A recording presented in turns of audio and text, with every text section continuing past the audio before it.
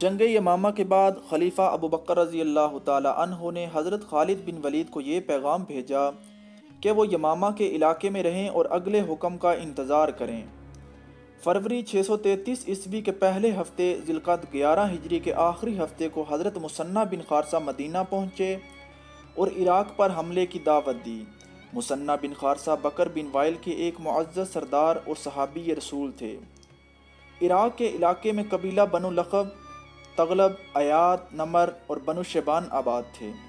ایک روایت کے مطابق یہ وہ عربی باشندے تھے جنہیں پہلی جنگوں میں ایرانی جنگی قیدی بنا کر لے گئے تھے، اور جب عرب میں اسلام کو فروغ ملا تو انہوں نے بھی اسلام قبول کیا۔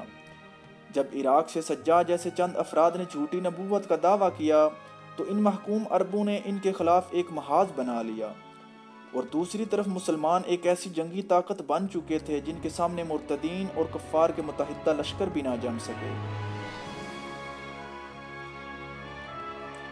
اس دور میں عراق ایران کی بادشاہی کا ایک صوبہ تھا۔ اس کے امیر یا حاکم کا نام ہرمز تھا، جو اس دور میں مانا ہوا جنگجو اور نہ ڈر جنگی قائد، اور ساتھ ساتھ بدتنیت اور ظالم بھی انتہا کا تھا۔ اس کے ظلم و ستم کا زیادہ تر شکار مسلمان ہی بنا کرتے تھے۔ امیر المؤمنین نے مثنہ سے کہا، میرا اگلا قدم وہی پڑے گا جہاں تو کہے گا، مگر میں ایک بار اپنے سالاروں سے مشورہ کرنا چاہتا ہوں۔ مثنہ بن خارثہ نے تمام حالات سے امیر المؤمنین کو باخبر کیا کہ وہاں کس طرح مسلمانوں پر ظلم ڈھائے جا رہے ہیں۔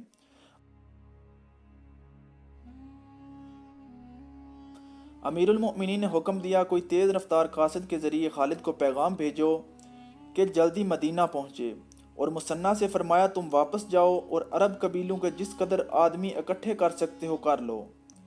خالد بن ولید اس وقت یمامہ میں تھے۔ امیر المؤمنین کا پیغام ملتے ہی حضرت خالد بن ولید وہاں سے روانہ ہوئے اور مدینہ پہنچے۔ امیر المؤمنین نے سب کچھ تفصیل کے ساتھ بتایا جو مثنہ بن خارثہ نے ان کو بتایا تھا، اور حضرت خالد بن ولید کی رائے دریافت کی۔ حضرت خالد بن ولید نے عراق پر حملے میں دلچسپی ظاہر کی۔ خلیفہ ابو بکر رضی اللہ تعالی عنہ نے حضرت خالد بن ولید کو یہ ہدایت دے کر رخصت کیا کہ وہ اپنے لشکر کو ساتھ لے کر عراق کی طرف پیش قدمی کریں، اور فرمایا کہ تمہارے لشکر میں زیادہ تر تعداد ان لوگوں کی ہے جو بڑے لمبے عرصے سے اپنے گھروں سے دور لڑ رہے ہیں۔ بہتر صورت یہی ہوگی کہ تم رضاکاروں کی ایک فوج بناؤ، اس میں ایسے آدمی رکھو جو مرتدین کے خلاف لڑ چکے ہوں۔ تمہارے ساتھ کچھ ایسے آدمی بھی ہوں گے جو مرتدین کے ساتھ تھے۔ شکست کھا کر انہوں نے اپنی خیریت اسی میں سمجھی کہ وہ اسلامی لشکر سے مل گئے۔ میں کوئی خطرہ مول لینا نہیں چاہتا۔ حضرت خالد بن ولید نے پوچھا، کیا آپ مجھے اس بات کی اجازت دے رہے ہیں کہ میں ان کو لشکر سے نکال دوں؟ حضرت ابو بکر صدیق رضی اللہ تعالی عنہ نے فرمایا، نکال دینا اور بات ہے، تم اپنے لشکر سے کہنا جو آدمی اپنے گھر کو جانا چاہتا ہے اسے اجازت ہے، پھر دیکھنا کہ تمہارے ساتھ کون رہتا ہے۔ اگر تمہارا لشکر بہت کم رہ گیا تو خلافت اس کی کمی کو پورا کرے گی۔ حضرت خالد بن ولید نے جب اپنی فوج میں جا کر یہ اعلان کیا کہ جو کوئی اپنے گھر کو واپس جانا چاہتا ہے وہ جا سکتا ہے، تو ان کی 10,000 کی نفری کے لشکر میں صرف 2,000 آدمی باقی رہ گئے۔ 8,000 آدمی مدینہ کو روانہ ہو گئے۔ حضرت خالد بن ولید نے حضرت ابو بکر کو یہ پیغام لکھا کہ ان کے پاس صرف 2,000 آدمی باقی رہ گئے ہیں۔ حضرت خالد بن ولید نے زور دے کر کہا کہ ان کی طرف کمک بھیجی جائے۔ حضرت ابو بکر نے 2 قبیلوں مزر اور ربیہ کے سرداروں کو پیغام بھیجے کہ وہ حضرت خالد بن ولید کو زیادہ سے زیادہ آدمی دیں۔ ان قبیلوں نے 8,000 آدمی حضرت خالد بن ولید کی فوج میں شامل کیے۔ اس کے بعد حضرت خالد بن ولید نے اپنے ایلچی کو خط دے کر ہرمز کی طرف روانہ کیا۔ ایلچی کی روانگی کے بعد فوراً ہی حضرت خالد بن ولید نے 10,000 کے لشکر کو کوچ کا حکم دے دیا۔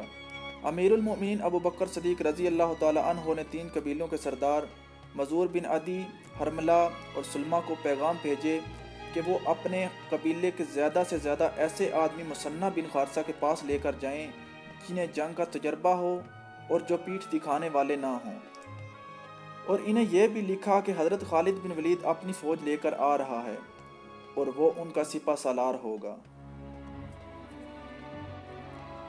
مارچ 633 عیسوی کا تیسرا ہفتہ تھا جب حضرت خالد بن ولید نے یمامہ سے 10,000 فوج لے کر کوچ کیا۔ ہرمز پہلے ہی اپنی سرحد سے بہت دور کاظمہ کے مقام پر اسلامی فوج کا انتظار کر رہا تھا۔ حضرت خالد بن ولید کو جب اس بات کی اطلاع ملی تو انہوں نے کاظمہ سے دور سے ہو کر حفیر کی طرف پیش قدمی کی۔ ہرمز کو جب اس بات کی اطلاع ملی تو وہ اپنی فوج لے کر حفیر کی طرف روانہ ہوا اور حضرت خالد بن ولید سے پہلے حفیر تک پہنچ گیا۔ حفیر کے قریب ہی حضرت مثنیٰ بن خارثہ اور عرب قبیلوں کے سردار 8,000 کی فوج لے کر اسلامی فوج سے آ ملے۔ اب اسلامی فوج کی تعداد 18,000 ہو گئی تھی، اور ایلچی جو ہرمز کو بھیجا تھا وہ بھی واپس آ گیا اور اس نے آ کر بتایا کہ ہرمز نے کس طرح اس کے ساتھ توہین آمیز سلوک کیا ہے۔ اب حضرت خالد بن ولید نے فوج کو تھوڑا آرام کرنے کے بعد حکم فرمایا کہ وہ کاظمہ کی طرف کوچ کریں۔ ایرانیوں کو جب اس بات کی اطلاع ملی کہ مسلمانوں کا لشکر کاظمہ کی طرف کوچ کر گیا ہے تو ہرمز نے اپنی فوج کو کاظمہ کی طرف کوچ کرنے کا حکم دے دیا۔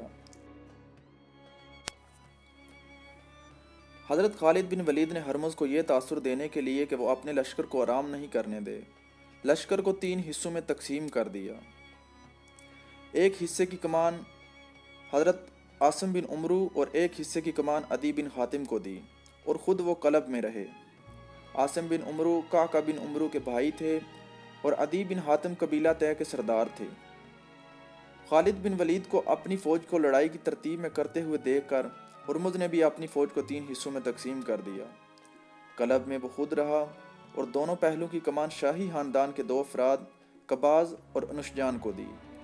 اپریل 633 عیسوی کے پہلے ہفتے کا ایک دن تھا جب مسلمان پہلی مرتبہ آتش پرست ایرانیوں کے مقابلے میں آئے۔ اس جنگ کو جو ہرمز اور حضرت خالد بن ولید کے درمیان لڑی گئی جنگ سلاسل یعنی زنجیروں والی جنگ کہا جاتا ہے۔ ہرمز نے حضرت خالد بن ولید کو ذاتی مقابلے کے لیے للکارا اور اس نے ایک چال چلی مگر حضرت قعقع بن عمرو نے اس کے سپاہیوں کو مار گرایا اور حضرت خالد بن ولید نے ہرمز کو قتل کر دیا۔ اس کے بعد حضرت خالد بن ولید نے اپنی فوج کو کھلے حملے کا حکم دے دیا۔ ان کے پہلے سے دیے ہوئے احکام کے مطابق مسلمان لشکر کے دونوں پہلو کھل گئے اور انہوں نے دائیں اور بائیں سے ایرانیوں پر حملہ کر دیا۔ ایرانی فوجی 5-5، 7-7، 10-10 ایک زنجیر سے بندھے ہوئے تھے اور ہر طرف سے آنے والے حملے روک رہے تھے۔ حضرت خالد بن ولید نے انہیں تھکانے کے لیے گھڑ سواروں کا استعمال کیا۔ گھڑ سواروں نے پیادوں پر اس طرح حملے شروع کر دیے کہ پیادوں کو دائیں اور بائیں جانب دوڑنا پڑتا۔ اپنے پیادوں کو بھی حضرت خالد بن ولید نے اسی طرح استعمال کیا۔ ایرانی پیادوں کو بھاگنا اور دوڑنا پڑتا۔ ان کے مقابلے میں مسلمان تیزی سے حرکت کر سکتے تھے۔ آخر ایرانیوں میں تھکن اور سستی کے آثار نظر آنے لگے۔ انہوں نے اپنی روایت کے مطابق جو زنجیریں باندھ رکھی تھیں وہ ان کے پاؤں کی بیڑیاں بن گئیں۔ اب ایرانیوں کی تنظیم اور ترتیب بکھرنے لگی۔ ان کے قلب کی کمان تو پہلے ہی ہرمز کے مرتے ہی ختم ہو گئی تھی۔ ان کے پہلو کے سالار قباز اور انوشجان نے شکست یقینی دیکھی تو پسپائی کا حکم دے دیا، لیکن پسپا صرف وہی ہو سکے جو زنجیروں میں نہیں بندھے تھے۔ ان میں بہت زیادہ گھڑ سوار تھے۔ قباز اور انوشجان پہلو سے اپنی فوج کی بہت سی نفری بچا کر لے گئے، لیکن قلب کے ہزاروں سپاہی مسلمانوں کے ہاتھوں کٹ گئے۔ یہ تو آتش پرستوں کا قتل عام تھا جو سورج غروب ہونے تک جاری رہا۔